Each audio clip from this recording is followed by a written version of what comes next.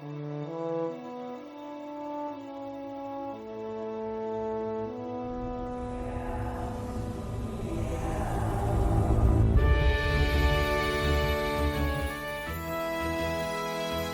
Ryan. Hello, Rachel. How are you? I am here, so that means I must be happy because we're back in familiar waters. And not only just familiar waters, but the most comforting. We're here to talk about Star Trek, but not any old Star Trek. Well, an old Star Trek. I feel weird about this. Why?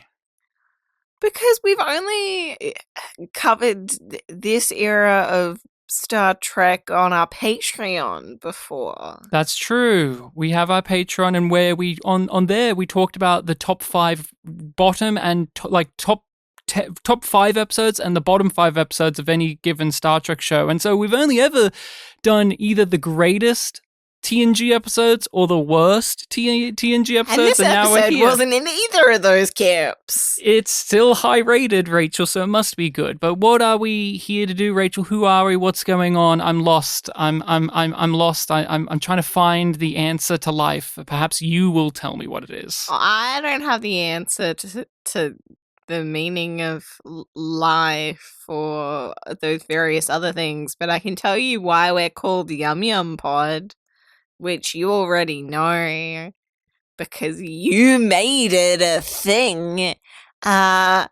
So Ryan and I enjoy Star Trek in general. Ryan's been a long time Trekkie.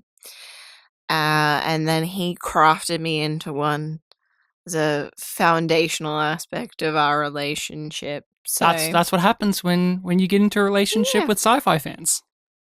You share interests, like you do an exchange. And so when Star Trek Discovery comes out, he's very excited. We watch season 1. He's not as excited. I like Jason Isaacs.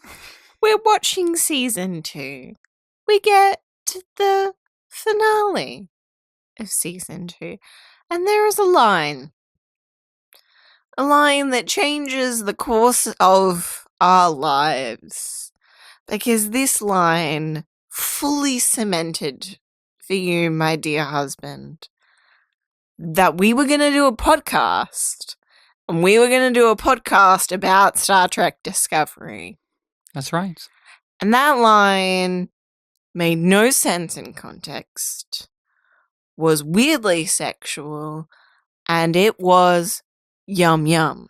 Commander Nandi, fantastic character, fully developed at that stage of the show. We all knew her so well. She killed Arium. That's how good she was.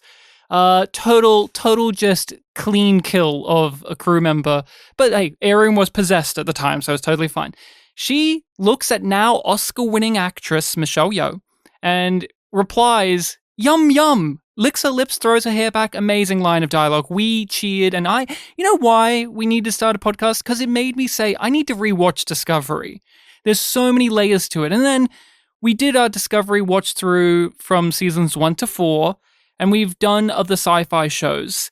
And as we are getting back into doing our Discovery coverage, because we are here to finally close the book, I thought it would be special if we revisited a TNG episode that's the foundation, the blueprint, the roadmap of the final season of Discovery.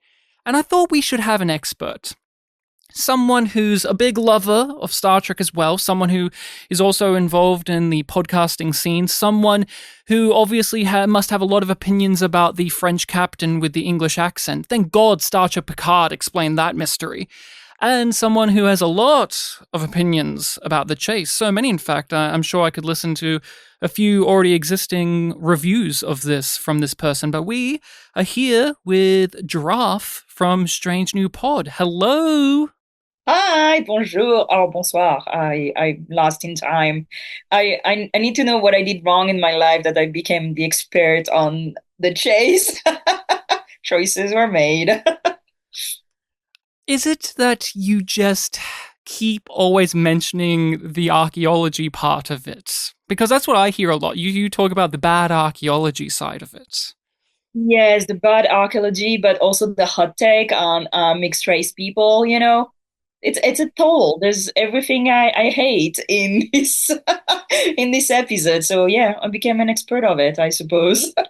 So, other than being the world's foremost expert on Star Trek The Next Generation's The Chase, which I'm sure you're very proud of, you have that plaque on your wall.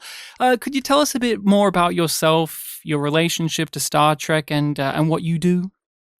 Yeah, so I'm one of the hosts of Strange New Pod, which is a podcast that reviews all of Star Trek, but mostly the new stuff.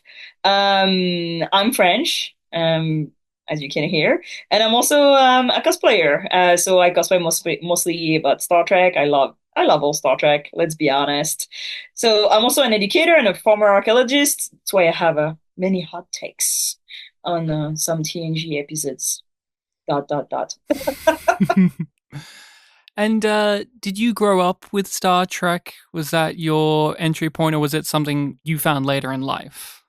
No, I remember watching Star Trek on TV when I was a kid, TOS, late 80s. I'm old now, I can say that. And I was always really into sci-fi as a kid, and it was, touch and go with French national TV. Episodes were never in order, seasons were never complete. I think the first real sci-fi I got into was uh, Stargate, but I always kept track of Star Trek when I could find VHS or after DVD. And the funny thing is that we had the French Canadian translations, and I remember not really being able to follow, but I caught it like mostly in the early 2000s with Voyager and later Enterprise. And yeah, I've always been, you know, a lover of Star Trek from afar. I think I fell really into the fandom when I came to the US, and it's so much easier to be a fan of shows that are produced in the country, you know. You don't have to pay that much money, and you don't have to wait so many days to a month to get translations. So, yeah. For example, what Lutan did is similar to what certain American Indians once did called counting coup. That is from an obscure language known as French. Counting coup. Mr. Data, the French language for centuries on Earth represented civilization. Indeed. But surely, sir. I suggest you drop it, Mr. Data. Now, Rachel, what is your relationship, history, and opinions on this episode of The Next Generation? I choose to forget it exists. That I forget about this episode because it is just the episode of the week. It has this massive revelation, and then they're just like, you and I aren't so dissimilar after all, and then the episode ends. Honestly, I remember more the Klingon headbutting Data. I forgot that was in this episode. That's like one of the... I think about that more. I don't think about it being in this episode, but I think about like the arm wrestle sort of thing and the headbutt. Like genuinely, I think about that more than there being a reason that there are humanoids. My history with this episode is it was just one of the many you watch on TV when it came on. I've never had the strongest opinion on it initially. When I watched it as a youth, I thought, oh, that's interesting. Like, oh, okay, interesting. But it was a product of its time of, like, as you say, it's a big revelation. They mildly stroke their chin about it, and then we move on. And it just doesn't have much to it. But then, you know, getting older and watching it and engaging in other media that does similar ideas, I really have a disdain for this episode. And I often bring it up as like my touchstone of like stupid Star Trek. I like to call it, like, you know, Star Trek can be really stupid. Like, it can be marvelous and thought-provoking and groundbreaking, but also it can be really reductive and dumb. And this is an example of that, where also it's just one of those things in which it shrinks the universe. Star Trek feels so expansive, and then an episode like this gives you an answer to something you didn't need, and it shrinks it. It makes it ever so small. Yeah. And also, I just think it's very funny that they feel a need to explain why in the production humanoid aliens exist. It's like, guys, I can forgive the fact that there are human actors that play these roles, so you just give them a bumpy nose. I don't need a whole episode explaining universe-wise why there's so many people with spots on their faces or ridged noses or whatever. Like, I don't need it, but it's not everybody. It's not everybody. Girafe, tell us all your history and thoughts and opinions on The Chase. So it's definitely an episode that I watched and was like, this is dumb, and then forgot about it for years. And then I was working on a round table, and it was about like race and in Star Trek and so on. And I was reading more article around this subject, and somebody spoke about the trope of the tragic mulatto in Star Trek, and was speaking about the chase. And I was like, what does the chase has to do anything about it? So I went back and I watched it, and I was like, oh. And that's the funny thing, is that every time I ended up working on a panel or an article around important subjects in Star Trek. It can be race, it can be archaeology, it can be the history of life in the universe. Every time the chase does something terrible about it, and I have to go and speak about the chase. So I keep finding layers of terrible ideas in that episode, and that's how I end up talking about the chase more and more and more. I think I've hosted, I don't know, maybe a dozen of Star Trek science in Star Trek panels, and we ended up talking about this episode with a bunch of scientists, and everybody hates it. So that's my history with the chase. What I want to emphasize for everyone listening is this episode is really well regarded. It is highly rated, and I think there's an element of just like, it has a big revelation at the end, and people really like that. But the thing that bowled me over was I did walk into this particular watching being, energetic, because I wanted to see why Discovery did a whole season on this episode, basically. And then I watched the episode, and 90% of it is the most dull shit. I love Star Trek, but I love that sometimes a Star Trek episode's cold open can just be, well, Picard, I'm your teacher. Yes, you are. And then credits. That was the cold open of this episode. It's like, hello, I'm your teacher. Oh, lovely to see you. There's no sell to this episode from the beginning, and it does that all the way to the big reveal. Like, there's no sell. Yeah, it's never a great sign for me when a TNG episode goes straight to the captain's log. Well, they often do, don't they? They often do, but a lot of the time I'm like, oh, so you didn't have anything interesting to show me, so you're just starting off telling me stuff. I like it when and it's someone else's. Sometimes it can be good, but a lot of the time I'm like, it's a rocky start for me when they go immediately for the captain. But you need that stability. Yeah, dude. I think in the context of the time, though, because it's season 6, right? Mm-hmm. So it's like early 90s. Archaeology was super hot. You know, Indiana Jones, The Last Crusade, it's like around that time, right? And Jurassic Park, 93. Archaeology, paleontology is super hot. So for them to do a cold open around like something archaeological, I think at that time was like, ooh, that's gonna be good. I think we see it also with like now, like 30 years later, where we're like, boring. But they do it in the most Picard way, where instead of like what you said, some of those are like actiony fun, like, you know, here's Indiana Jones, a cold open to an Indiana Jones thing will be like a boulder rolling after him and all of this fun, sexy, wild stuff of archaeology. And to give TNG credit, they're just like, here's two bald guys in a room dryly talking about the coloration of a statue. That's British archaeology for you. And that's 8 minutes of the episode. Welcome to this one. And I just kind of laughed a lot because they do this amazing thing. Like, probably the funniest thing to me in the episode was the introduction of Picard's mentor via having Riker pull it like it's a prank.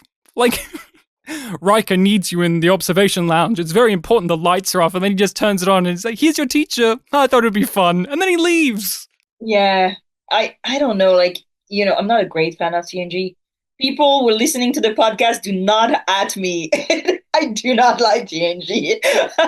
So for me, like, I would say 75% of the TNG episodes are this boring. And sometimes they're less boring because they infuriate me. And sometimes they're super good. So I don't know that it's 90s Trek. Like, it was not It's a a mixed lot of very bag. good stuff. Yeah, it's like I don't know. I give them the I don't know. I don't expect them to do anything great with a story about how a guy who's an archaeology teacher just pillage uh, a site to steal one of the artifacts and then give them to his favorite student who never graduated because he likes him. And just because he likes him, he should have been the guy who took his job to. Like, great, that's how science function. I was like, they already had lost me at the beginning of the call-up. I was like, I'm not in. Did you like I how don't like Picard manhandled the archaeological find of a century? Like, he just starts smacking it with his hands. There's If no it's an protocols, and archaeological it's just find like, century, why is it on the Enterprise? Why is it given to somebody? Like, that's not how archaeology function. You can just like take a thing and give it to somebody. Like, nowadays, you can't do that. I really hope that in the 24th century, you can't do that either. Like, yeah, you it's would just hope so. It's not like Egypt Mania or whatever, like that stage of archaeology where the British were like, let's just go pillage Egypt. Because it's And the different. rest of the world too. But like, I particularly think about them going to Egypt and just being like, yoink and yoink. So it's like, you hope we moved on a bit. that also tells you like how they disregard alien civilizations. Like, if we don't do that on Earth in the 21st century, because that's not ethical, then that means that in 24th you can just do that for alien civilization because they're all dead. And that's what they're saying. There's like, this civilization has disappeared, right? They're all dead. I was like, well, still, even if they've all disappeared, that's invaluable. You should not manhandle it. You just not give it away. You should just steal it. Like, it's But Giraffe. Now, to What? be devil's advocate here, and to give the episode credit, they justified it because the benevolent progenitor race said that's what they wanted them to do. At the end, they're like, this is what we wanted. Good job, you did it, guys. You came together. You came here, and it's all good. Great job. We wanted it to be a treasure hunt. It was our hope that you would have to come together in fellowship and companionship to hear this message. And if you can see and hear me, our hope has been fulfilled. I'm always kind of not personally offended, but a little bit that archaeology is always just that non-science on TV. There's very rare episodes. There's actually only one episode of Star Trek, and it's Voyager, where there's actually good anthropology and good archaeology, and it's Chakotay, who's like, no, you cannot touch stuff. No, you cannot destroy it. No, you cannot do anything to it because we don't know the people who did that, and we don't know like how they would want us to interact with it. I was like, yeah, that's how it is. That's one episode. Yeah. And they almost kill Harry Kim again. But yeah. Yeah, so I don't know, like all the archaeology episodes, even in the new Star Trek, even especially in Discovery, and they've always been like cliche archaeology. I don't think they ever asked a science advisor to actually ask how archaeology goes down, you know? So I'm always a bit disappointed about this. But again, it's the 90s. What did they know? They didn't know anything, right? No, well, yeah. There's that thing of the time, and again, we were talking before, like the whole archaeology as this like crazed, cool thing in pop culture and media was definitely swirling around as well. And Star Trek is so fascinating as well in terms of like who's writing it, because you have many different voices, and so especially in stuff like TOS and TNG, you have one episode written by somebody that will completely like counter the messaging of another episode, and I kind of find that fun to watch in a weird way and see how the brand or the entity of Star Trek still tries to reconcile some of these things within itself. I find that fun in a weird way. It's like it's messy, but it's enjoyable, and like I love TNG. I'm a fan of TNG. It's comfortable. That's like a part of what I enjoy about it, but I also like, you know, the messiness of it too. And I was having a good chuckle at, there's a story within this episode that they're telling, but then they don't bring it to fruition or really don't bring it around, which is Picard is this Ahab-like figure who's disregarding his crew, he's disregarding the mission that they're on, he's looking back into what his life could have been. Hijacking resources. He's hijacking resources. Is what he's doing good or not? Because he's Picard. We like Picard. We trust Picard. This isn't amongst episodes where it's like Picard-centric. I think like, you know, we just came off like Chain of Command a little while ago and things like this. I think the trivia said that it's the third like Picard episode in a row. And we as a viewer, most of us tend to find Picard to be a voice of reason, somebody you can rely on, somebody whose wisdom you trust. And so if you have a whole episode kind of dedicated to him being compromised in those things that we often go to him for, I feel like you have to have a point to it. And this episode tries to. We have a Troy scene. It almost has one, but it doesn't really get there. It comes very close to getting to the point here, to having a point, having an actual build of like but what a do you think character. the point is? Yeah, because it doesn't get there in the end. Yeah, what do you think it was going to be if they did it? I think it would be something about him renouncing to his like past passions, because archaeology was apparently a big thing for him, but not enough to actually study it.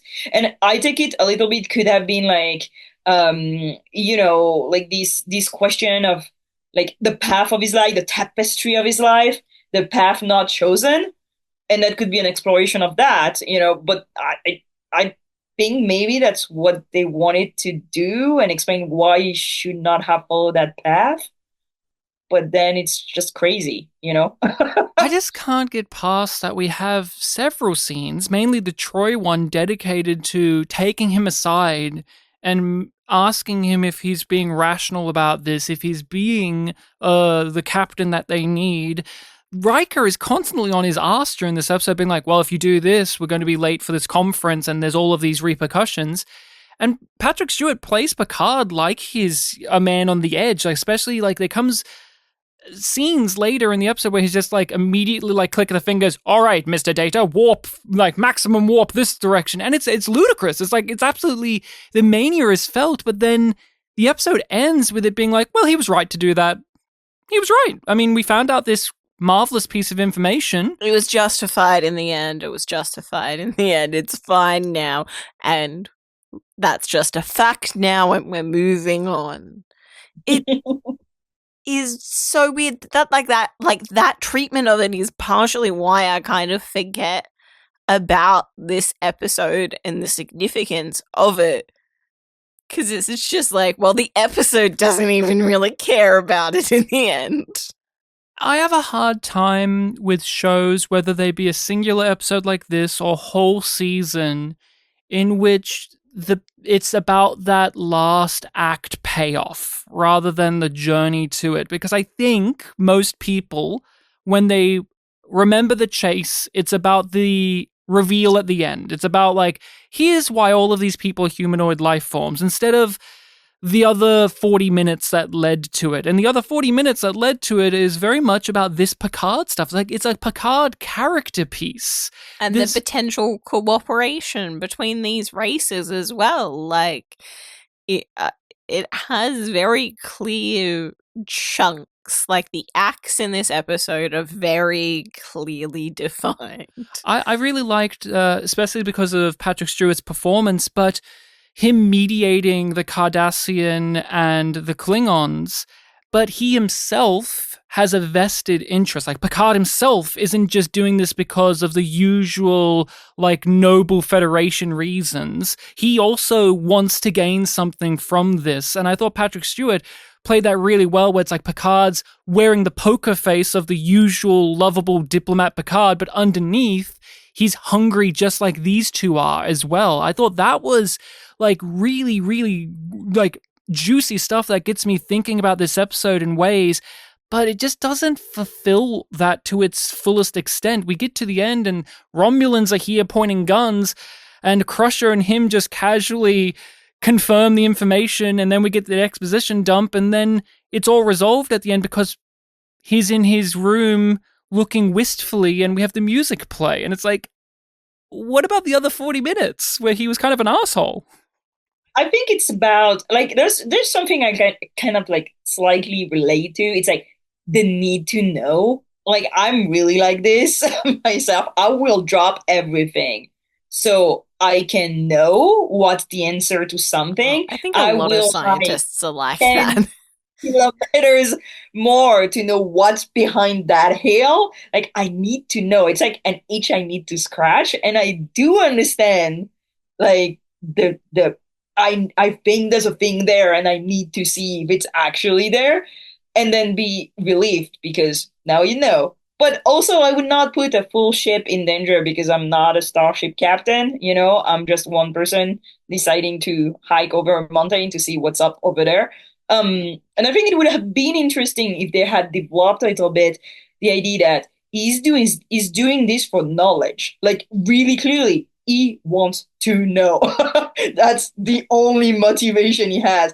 When, like, the Klingons, when it's a weapon, they're all here for different motivation that are also a problematic thing in Star Trek, is like how these, you know, alien species have like just one intrinsic motivation, you know. Klingons to die. Cardassians to lie. Romulans to lie some more and lurk over there. But the humans, they're here for knowledge. You know, they're here because they need to know science. And that's pure. Again, and trustworthy. Unlike all of the other motivations. And all of that's completely true. And 100% nailing it. Picard as a character, though, I wouldn't say often is driven by that kind of almost like id-like need to find the answer to such a degree. And if it is, you have a whole episode about it. Like, we I think it's been alluded to already, but like Tapestry is an episode where it's like, here you go, Picard. You can go hog wild and see what things would be like if you went into your instincts about how you wanted things to go. And we see the repercussions of that, and he learns a lesson, or he has a takeaway. And we've seen other captains in Star Trek go this route as well, where it's like, I need to know the answer, and I'm going to go follow it through to its bloody end. And I think this episode is like 90% there with it, but then it just doesn't really have anything to say about it at the end, because now it's about what has been found and how that reshapes the canon of Star Trek. And like, that's where I get frustrated is I want to say that this episode is more than just the final couple of minutes, but honestly, it kind of is. It's just the final couple of minutes. It's like, here's this big thing that we will now talk about probably for the rest of the podcast, but that's not what the episode is. Like, most of the episodes is other stuff. Scenes of Picard having coffee with Beverly. Yeah, his old teas and coffees and all that, yeah. You know what I found? I found weird looking at these scenes, because this is like one of the first TNG episodes that we've watched that has a lot of them that we've rewatched recently since the last season of Picard came out, and I'm like, and yet she has his son and names their son after her dead husband that Picard killed. In a way. Power move. Like, what a boss bitch! I love that for her. Yeah, absolutely. I wish we would have like actually brought that woman to Picard, you know? Like, I wanted to see that queen of it all, that energy in Picard season 3, and we didn't get it. Oh, no. But What? She shoots people to death. Don't you think? Isn't that powerful and awesome? System prepared to transmit. State your recipient. This message is for Admiral Jean-Luc Picard. One of the things that I just want to flag up about the chase is I actually do really like the guest star actors. I think they're very fun. I think there's, some memorable stuff because of their performances. I really liked Cardassian, and I think the trivia said she's like the only female gull that we've met in Star Trek. I don't know if any newer Treks have done any more with that, but that did stand out to me. I'm like, oh, look, a shifty female Cardassian in charge, and she's got like the makeup and stuff on, and I really liked her performance. I thought she was like the right level of like slimy, because again, with this type of television, you need to have it very quickly established what these characters' things are, and like her and the Klingon very quickly established, like, this is their stuff. Like, the Klingon guy, he's going to be our friend in the end type deal. Like, he's going to stay on the ship with us as we look through the shenanigans going on, and she's going to be the double crosser. And even the Romulans at the end, like, I just like Romulans because they can be very complex, but oftentimes they're just snooty. Like, they're just some level of snooty prick.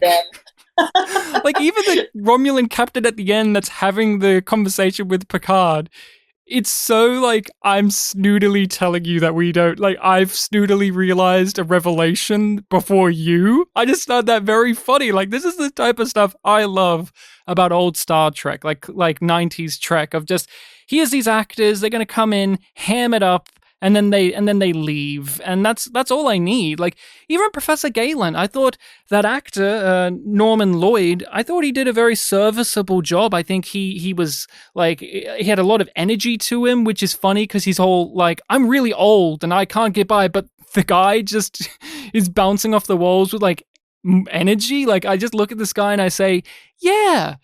I'm not shocked to find out that the actor lived to 106 years old, honestly. Okay, yeah. He only died like a couple of years ago. He was 106 years old. So when he says like, oh, I'm near my end, I'm like, dude, you've got another like 30 years. Hey, listen, my archaeology professors, I'm sure, are gonna outlive me. I'm pretty sure they're still digging somewhere, and they're all like in their 90s. I'm convinced of this. Yeah. So, Rachel, we've talked about it in parts, but we have to just properly dig in now to what the chase is really, really about, which is, thank God that there is a master race in Star Trek. Thank God that there's an intelligent design. Thank God that there is actually one group we can point to and say, thanks, you did all this.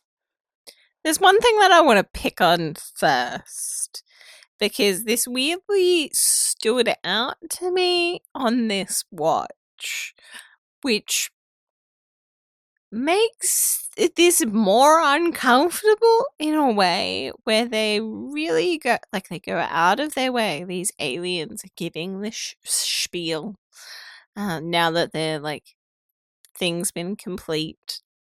Thanks, Beverly. You scratched some shit off the wall, now I made a hologram. Yep.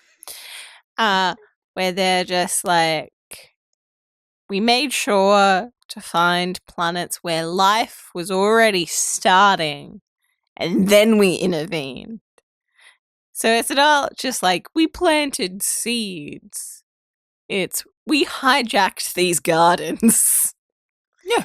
And it just feels more icky to me that they're just like, okay, we're gonna redirect all of these potential things.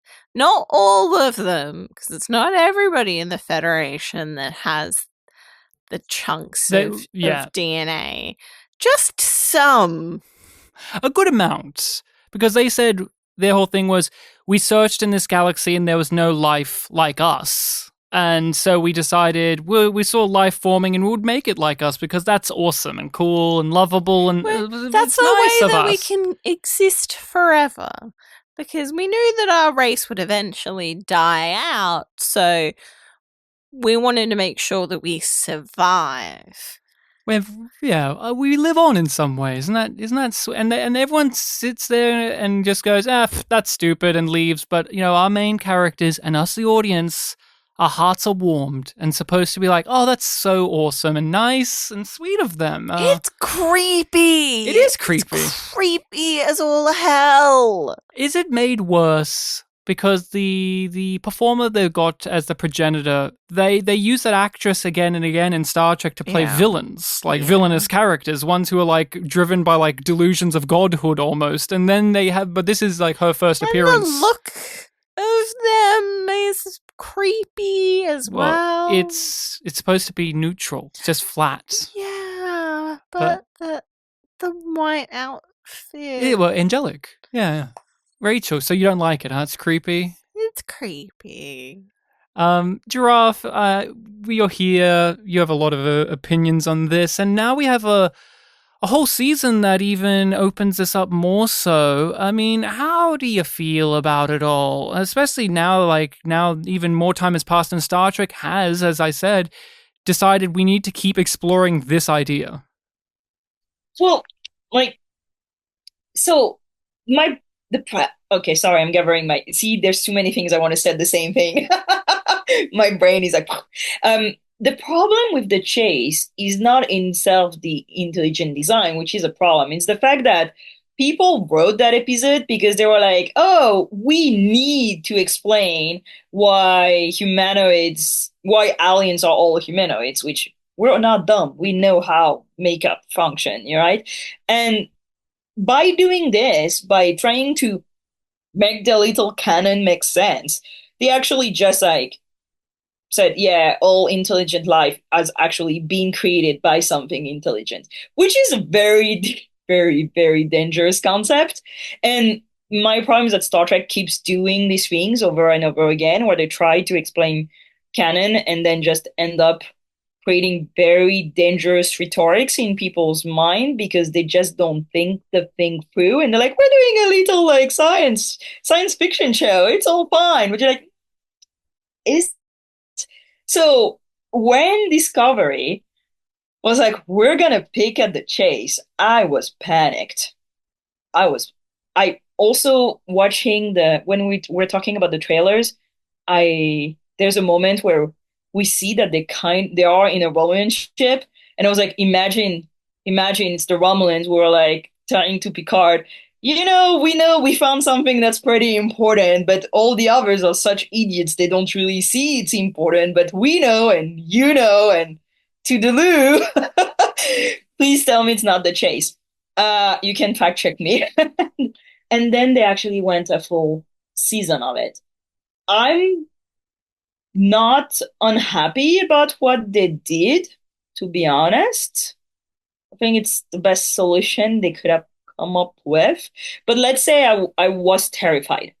I was terrified because also Discovery loves going into like the search for divine, which I'm not really into personally. So I was terrified, yes. It's frustrating to me because of all of these reasons we said. It's like some eugenics creepy shit as well. Like, we need you to look like us because we're the ones. We're the only ones that made it in our solar system or our universe or whatever, and so everything has to be like us, and you should thank us for that. Even if you guys aren't getting along, you will in time because, look, we're great. I don't like that, of course, but I think it just makes everything smaller. Like, the writing needs to have this explained. You don't need it explained. And oftentimes you see in Star Trek, Star Wars, any of these long-running Doctor Who, long-running sci-fi franchises, they hit a wall with something and they decide, no, we need to fix this thing or explain this thing. And in so doing, you just make everything more restrictive. It's instead of just, space, it's a final frontier, look what's out there, we don't understand. Well, any race that they meet now, I can just be like, well, I mean, they probably just came for the progenitors.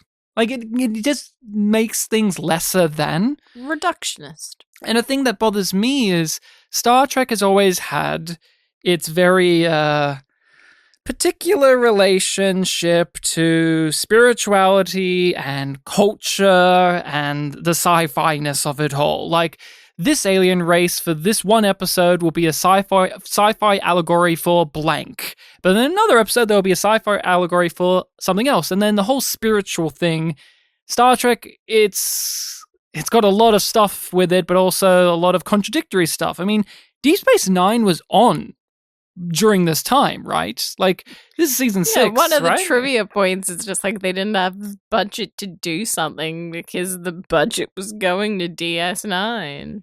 And I have problems with Deep Space Nine's handling of like the sci-fi and the spirituality. Like I don't know I still don't know how I feel about the fact that the Bajoran gods are just actual aliens that just fuck with people. But like that's at least something minorly discussed in Deep Space Nine. Like that's something Sisko worries about from time to time.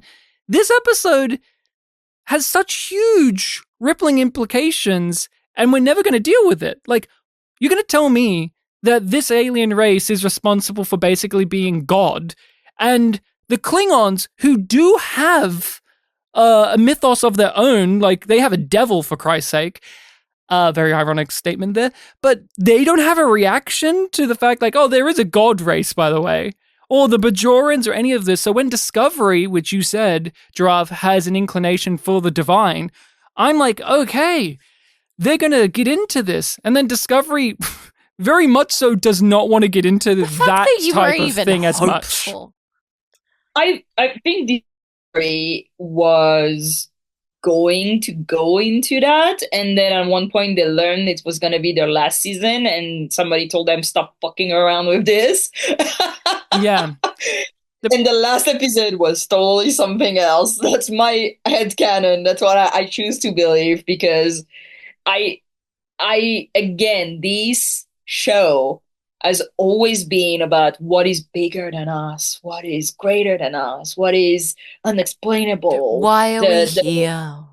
Why we here? 42, the meaning of life, But this is when they choose the chase, and I mean, we know how much Sonequa Martin Green is into religion. Mm-hmm. Thank you. Yeah, and we know she's an executive producer, and I was like, please do not make this about God. Please, what does God want with a starship? This technology is the closest that we'll ever get to the beings who designed life as we know it. Maybe by the end of the journey, we will find the answers we need. Why do you think this episode of Discovery is the thing to pull from? Because Discovery is very much about, at times, the nostalgia of Trek. Like, she's Spock's secret sister. Like, we're going to do this. Here's Pike. Also very, very interested in religion. And the reasons for things and the destiny of it all. So them going back to this particular well makes a whole lot of sense for that, because it gives the nostalgia, it gives the religion, it gives the destiny, it gives so much of the stuff that they fucking waste, but they love to play with. Honestly, if you give me the opportunity to make one season of Star Trek, to take one old episode and undo it completely, I would have chosen the chase. And I'll be, no, we're going to actually go through this. And we're going to tell everybody that it's not true, that it's not intelligent design. This is not what happened, which is basically what Discovery does. And I think that if you look at again, Discovery was for sure going to go after an episode that was about the divine, about anything like greater than the meaning of life, right? There's not so many of episodes of Star Trek that actually touch to that idea of like, where does intelligent life comes from? There's not a lot. There's the chase, and that's all. And even if you take DS9, I think explores itself a lot. DS9 answers its own question. DS9 goes into the nitty gritty of like doubt and belief and knowledge and unknowing and all this. But TNG does not. So you have this random episode there. There's a bunch of TNG episodes that I would like to actually explore and actually answer. Like Drumhead is a perfect example. It's all about Picard, and we actually never know what happens to the kid. Nobody tells you if he goes to jail or not, if he's like convicted or not. It's all about Picard. He goes, he does his thing, and then what about what happened? It's major in like the internal history of Star Trek. And then it's never talked about again. With the chase, I'm more cynical about Discovery's implementation of it. For one, I don't fully agree that they rebuff the intelligent design aspect. I think that they do not line up with what the progenitor in this particular episode said. Like, the person in this one very concretely laid out how it all worked. And I don't like it, but they said it in a very, like, matter-of-fact, like, this is how it went. This is where things went. Discovery's approach is like, well, actually, did you think that these guys weren't intelligent design themselves? They were, and maybe the people before them were. And it's like, oh, great, it's intelligent design, or its progenitors all the way down, baby. Awesome, that's a solution, I guess. It's Mass Effect. That's what Mass Effect does. In a lot of ways. And people have a lot of problems with Mass Effect for that reason, and its ending is infamous. But what I think they did is this episode is the season of Discovery, which is it presents at the very end this big, grand idea, right? That would change everything forever. And Discovery, since it's feeding off of this, that's the initial setup of like, oh, we're going to touch this big, grand idea that would change everything forever. But instead, it's really a vehicle for our characters to go planet hopping and go on little scavenger hunts and race against other aliens and race against this faction to get the MacGuffin, to get the thing. And that's what I think Star Trek Discovery really got out of the chase. I don't believe that it got as much... and I think this episode's pretty light on the deeper messaging anyway, but I think it looked at this as like, oh, this has basically bundled up what Star Trek Discovery loves to do, which is touch upon scavenger hunt, these big ideas and these big musings on life and the theological, but really we're going to spend most of the time with characters talking about how we need to get to the next waypoint. We need to get to this place before the other group get there. Then we get there and there we have to run around. Oh no, the sky's melting. All of that stuff. That's what I think they did for the chase. I think that's what they looked at the chase and went, oh, this is a great Discovery season. I don't disagree with you that it is what, like, it's always about the treasure hunt and, like, going from episode to episode. But I do think that in the background, Discovery tries to have, like, this giant philosophical arc. They just fail at it. And I say that I love that show. I don't say that as because sometimes I'm like, oh, I see what you were trying to do. But, you know, it kind of sucked how you did it. Like, if you look at season 3, it was about the one who walks from Omelas. And to be honest, if they hadn't said that in an interview, I would have never put together that it was about that book. And I was like, how is that about this book? And then when they explain it, I'm like, oh, I see. You just did it very poorly, because in the end, it was like a baby cry and destroy the whole... One time they cried. One time. And he's like, oh, because he was left behind and nobody went and cared for the child. I was like, I think your plot got lost in the plot. That's why I love Discovery. I love Discovery. I know people, you listen to the podcast, Rachel and I get very angry. And Rachel, I think you're on record as hating Discovery. I don't fully hate Discovery. I'm very disappointed because I think it has a lot of great ideas. A lot of fantastic ideas, a lot of potential. So much that the ideas are not the problem with Discovery. And I've had the wrestling match, as have you, Rachel, of like, which half of Discovery do you like more or like less? Because I do feel like the back half of Discovery, in a weird way, clicks into gear, but in so doing became dreadfully boring in a lot of ways. Like, I actually kind of look back at the messy days of season 1 and 2, where they were shooting for the stars with all these high concept, big reveals, big stuff, and I'm like, I kind of miss that, because in the back half, it's like, guys, we're doing the chase for 10 episodes. And I'm like, all right, 10 episodes of the chase it is. I watched this 10 times. Awesome. Not really, but you know, that effect. It becomes a little bit more one note. Heck, I even missed the days of season 3 where the reveal was a boy cried really loud one time. Like, that's funny to say out loud, but it's what happened. I watched that for many hours, and the reveal, and weeks of my life went by for the reveal to be a boy cried one time really loud, and it killed the Federation. That's so funny. If they had actually nailed on the head the idea of like abandonment, because they were trying to put a parallel about like, the Federation abandoning the worlds that they're supposed to protect, and then by this slowly closing into themselves and abandoning the greater purpose that we see actually in Picard season 1. It's all about this, how like the Federation, and in Prodigy season 2, like close itself because they're scared, and how in the end it will destroy them. That was a good idea. It's just like the execution.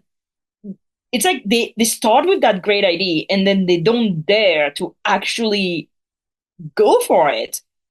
And it becomes something kind of half-assed when you're at the end. I was like, why did I watch 14 episodes of this? Where did we go with this? But I do think that it was a great idea. It just, great taste, awful execution. But I don't feel the same about the chase in terms of like, oh, you're picking an episode and it's one with staggering amount of consequences that it brings in, and you're going to do a whole season on that. Let's get dirty. Let's get into it. I want to hear how the Romulans feel about this now, especially since modern Star Trek's all about them having religion and them having, like, faith. What's the fucking ninja warrior nuns going to say about this? What's that? Nothing? Okay. Weird. I'm going to raise to that with Nivar and the Vulcan and the Romulan being one people and all the like mixing that happened, they're like going towards the ideal of the chase that we're all basically, if we all mix together, we go back to the progenitors. Is that it? We all become bold and like we're and super big brained. That DNA overrides everything else. I would quickly like to share a trivia fact about a trivia fact. A trivia fact about a trivia fact. Love it. Because I just find this slightly amusing. Which is on IMDb, they have the trivia point. This episode becomes the basis for the 5th and final season of Star Trek Discovery, but only 23 out of 26 found it interesting. That's a lot of people. The 3 people were actively like, nah, I don't give a shit. It would seem that we are not completely dissimilar after all, in our hopes or in our fears. Yes. Well then.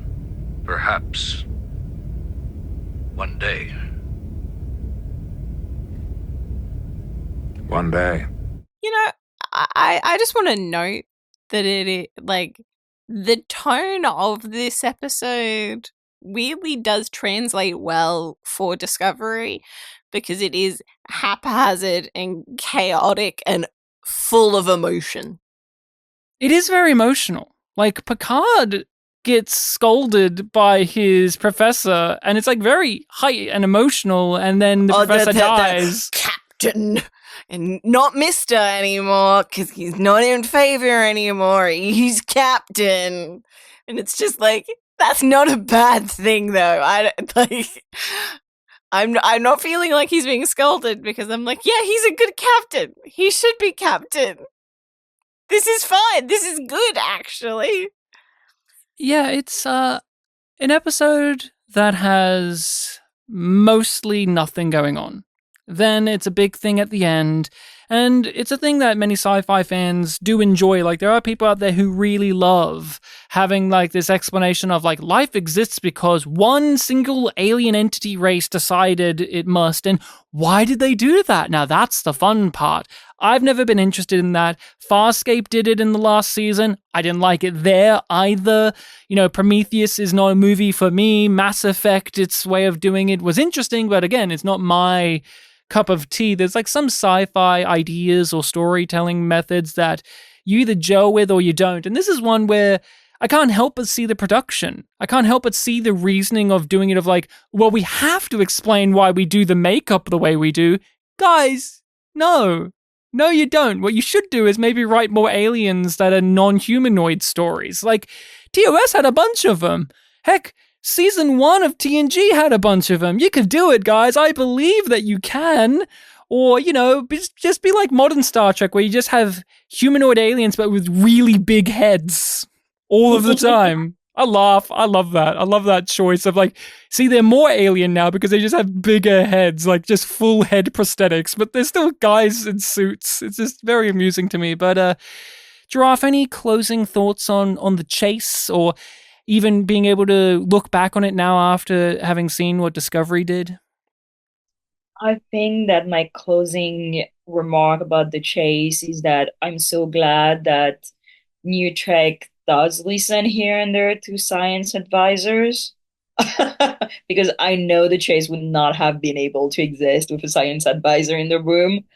But also, I am happy to see the evolution of the character of the scientist in Star Trek because nobody in the chase calls bullshit on it. Nobody, everybody's like, oh, makes sense. Aliens created us. All good. Thank you. Goodbye. When like in Discovery, you will see people doubting and people like arguing and people like rattling things and having like discussions and debates about what exists or not. So I do like to see how from the chase we get all the way to Discovery because things have changed, and even if they're not great, they've changed some places for the best. See, it's interesting. I want to see that version of Discovery because in my recollection, pretty much it's like Tilly and everyone's like, awesome, this is so cool. I fucking love science, and this is a thing that proves that science is easier. Awesome. And then Hugh's just like, huh, Well, I'm still sad, but now I found God. Most time it is very often like not about whatever the hell they want them to be doing, and same for the what's her name, the Tig Notaro, Jet Reno. Jet Reno. Like you see like dirty science, you see like I made a heart out of spare parts. Yeah, and then you see Hugh Culber brought back to life via spore. Yeah, but that magical tea. Well, but that is because they had to. I love, but when it comes to the repercussions of the chase, the main thing I remember from Discovery is Hugh Culber abruptly after like 3 episodes than he should have, going through a spiritual journey about it, and then at the end just being like, "Yeah, I'm good. Thanks, Hugh." And then, but that is the chase. I think on our rating system of Yum being bad and Yum Yum being good, I'm going to have to land on a yum. Yum. I am there with you. It's a yum. Yum. It's a yum. Yum. Wow. 3 yums. Will the next episode that we discuss be better, Rachel? I don't think so. How dare you? Because we are going to be back to our roots, to the thing that made us. That's right, Discovery was our intelligent designer all along. And we are going to the 5th season premiere, Red Directive. And the IMDb summary is as such. Captain Burnham and USS Discovery are sent to retrieve a mysterious artifact hidden inside a 800-year-old Romulan vessel, but find they're not the only ones on the hunt. Meanwhile, Saru is offered the position of a lifetime. Hocus Pocus 2. Cannot wait. Press junket. Press junkets for Hocus Pocus 2, to be correct. Yeah. I don't blame the description for leaving that out. Yeah. They're just trying to leave it broad, leave it broad and empty. Yeah. I cannot wait to get back to watching Star Trek Discovery. Giraffe, it was a pleasure to have you on. We hope that we can get 1 or 2 other people from your podcast. We've got to get Julian on. We were supposed to get him on for a previous season episode, and then he bailed out last minute. Perhaps we will convince him to actually come on this time. We'll tell him, absolutely. Well, thank you for having me, and please, I love to talk about Discovery. Don't hesitate. I'm ready. Oh, man. Just remind us all about your podcast and where you can be found on the internets. So, we're Strange New Pod. You can find us, I was going to say almost everywhere, but that's not true because we're slowly bailing out of, the bad places. So, try to find us at Strange New Pod. We're also live every Thursday night at 6:30 Pacific time.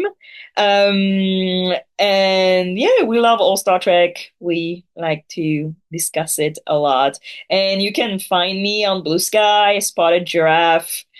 And yeah, I hope to come again. How often have you cosplayed as a giraffe? Never, but I will say that the costume I made for Katrat, the Betazoid agent from Lower Deck season 4, the top is made of giraffe print. There you go. We have one step closer. I'm trying to think of giraffe characters, and all I can think of is a very local reference for Australia. But we not have Madagascar. You know, that's a great point. You could dress up as David Schwimmer's character in Madagascar. I was going to say Healthy Harold, which is a children's puppet that motivates little Aussie children to look after their health. Be like, hey, don't smoke cigarettes. They're bad. He's just a little puppet Don't guy. eat too much junk food. I like it breakfast, lunch, and tea. Variety. It helps to keep me so healthy. Everyone, thank you all for tuning in. It's great to be back here. If you want to support the podcast, head on over to our Patreon, Yum Yum Podcast on Patreon. We have a whole backlog of bonus material as well as a community Discord that you can be a part of. Get our episodes early, get access to some of our notes on things. Oh, we've been reviewing episodes of other sci-fi shows on there. Hey, you can hear our thoughts on the infamous Star Trek Picard Season 2, where we reviewed that and then said, we're not reviewing anymore because it was so good that we had to take a bit of a break from Star Trek Picard. Oh, man. But we've got a whole bunch of stuff on there. You can find us on all of those social medias under yumyumpod or yumyumpodcast. We have a great time. We talk to our friends from Strange New Pod on those socials from time to time. Like to remind them, hey, you got to respect the Yum Yum line from Discovery. Why isn't that in your top 5 best moments of Star Trek Discovery? Where's that? But, Rachel, it's been a grand adventure, and I cannot wait to keep trekking with you.